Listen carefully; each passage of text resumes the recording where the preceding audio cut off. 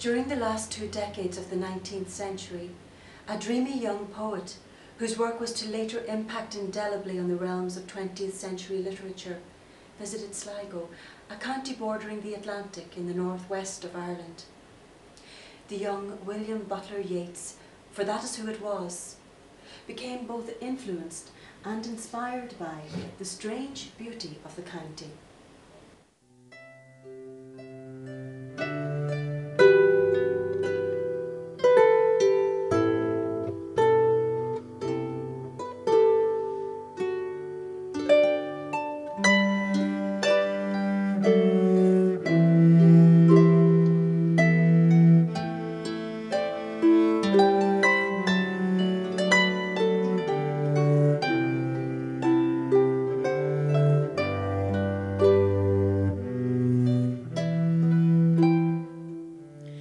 His beloved Ben Bulben, shaped so perfectly by the elements as to suggest the sculptured touch of the master craftsman, and below it the crystalline sweep of the Atlantic upon the beach at Lissadell.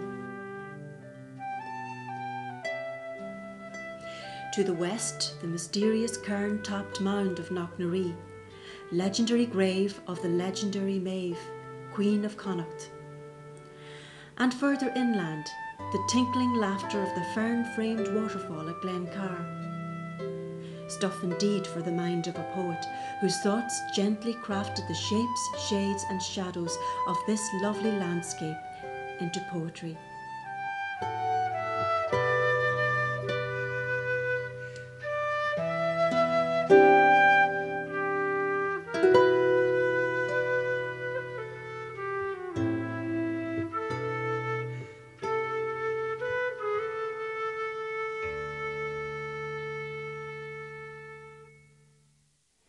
The Lake Isle of Innisfree, published in 1893, is a simple, beautiful poem written about a small island in Lough Gill, near Sligo town.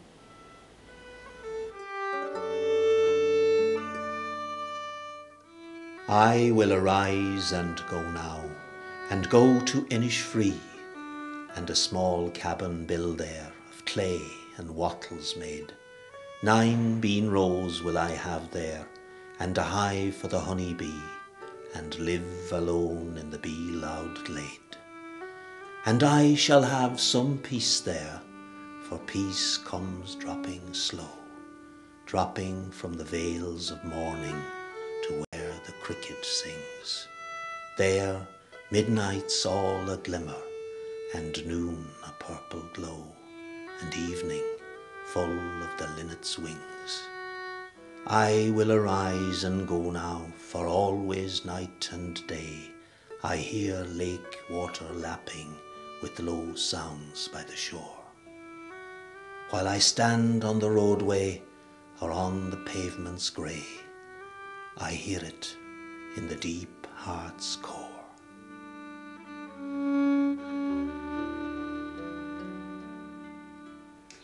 There was, of course, more to Sligo than scenery.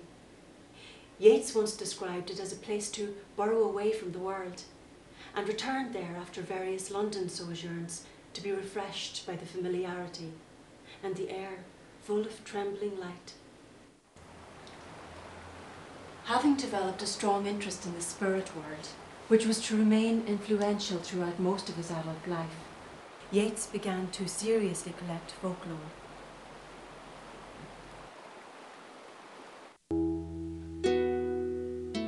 Dips the rocky highland of Sleuthwood in the lake. There lies a leafy island where flapping herons wake the drowsy water rats. There we've hid our fairy vats, full of berries and of reddest stolen cherries. Come away, O human child, to the waters and the wild, with a fairy hand in hand, for the world's more full of weeping than you can understand. Where the waves of moonlight glosses the dim grey sands with light, far off by furthest Rosses we footed all the night, weaving olden dances, mingling hands and mingling glances, till the moon has taken flight, To and fro we leap and chase the frothy bubbles, while the world is full of troubles and is anxious in its sleep. Come away, O human child, to the waters and the wild, with a fairy hand in hand, for the world's more full of weeping than you can understand.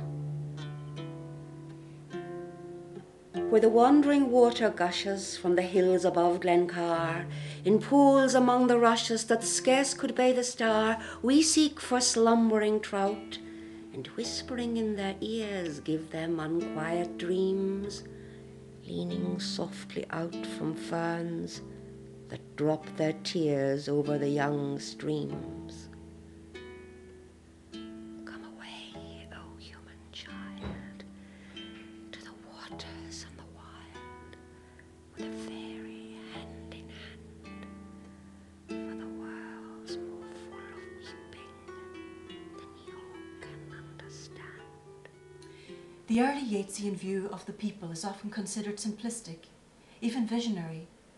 As the poet grew older, this would change, but at the time, the closing years of the 1800s, this viewpoint resulted in poetry which rang with a delightful, almost wistful innocence.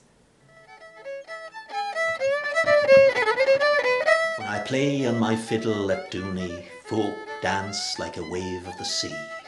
My brother is priest in Kilvarnet, my cousin in Maharabui. I passed my brother and cousin, they read in their books of prayer.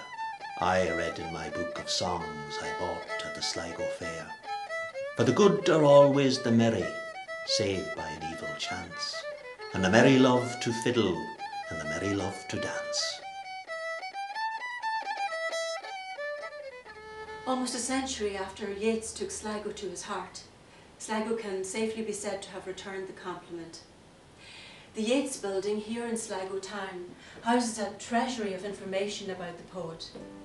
Wandering from this peaceful library with its river sounds to the impressive collection of audiovisual material, then finally to a display of mounted photographs where those who inspired so much of his great poetry stand forever frozen in a single instant of time.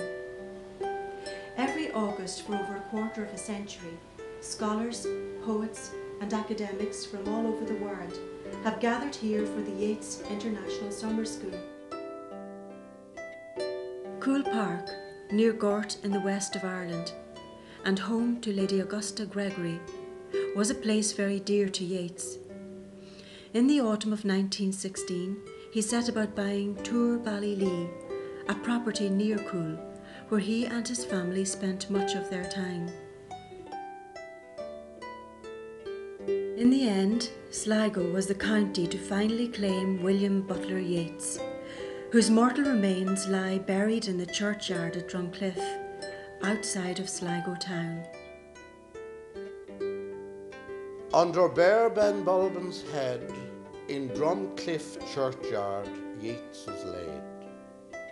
By the road an ancient cross, on limestone quarried near the spot, by his command these words are cut.